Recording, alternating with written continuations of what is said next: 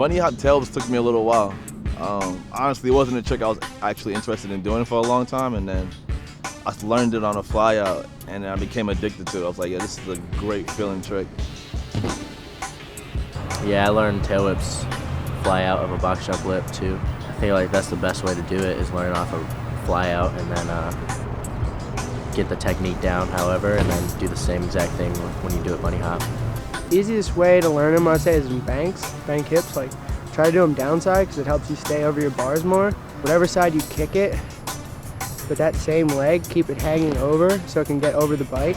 And as long as you can get over the bike to the point you're like over top of it, and then you can start actually trying to like mess with it and land it and get one foot on, and then once you get one foot on, you gotta put the other one on. I try to give myself the same amount of pop as I would if I went off of a ramp. So it's like I'm pretending like where I'm about to do my hop whip is like there is a lip right there, and I like come up like front end first and then like scoop it around and try to give myself that same amount of time and try not to think of it any different than I do if I do it off of a ramp. And it definitely helps a lot. Nowadays, when I do bunny hop tailwhips, it's really about just jumping, like jumping off the ground first and just kicking it around, kicking as hard as possible, and using your arms at the same time. Is almost like, I wouldn't say it's all one motion, but you have to do everything at the same time. You know, so jumping, kicking it around, and using your arms to just keep the bike under you. Like when I was learning them, I used to jump and kick the bike, and the bike would kind of drift away from me.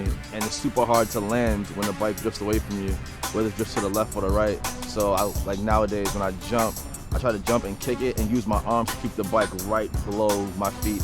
So as soon as the bike comes around, like my feet are going right back on the pedals. And also using your eyes and looking at the pedals to spot your landing. Super, super important.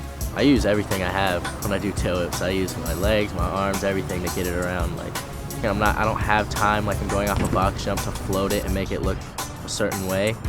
When I'm doing bunny hop whip, I'm just focusing on doing the whip and landing. Like, I'm using everything I have to get it around.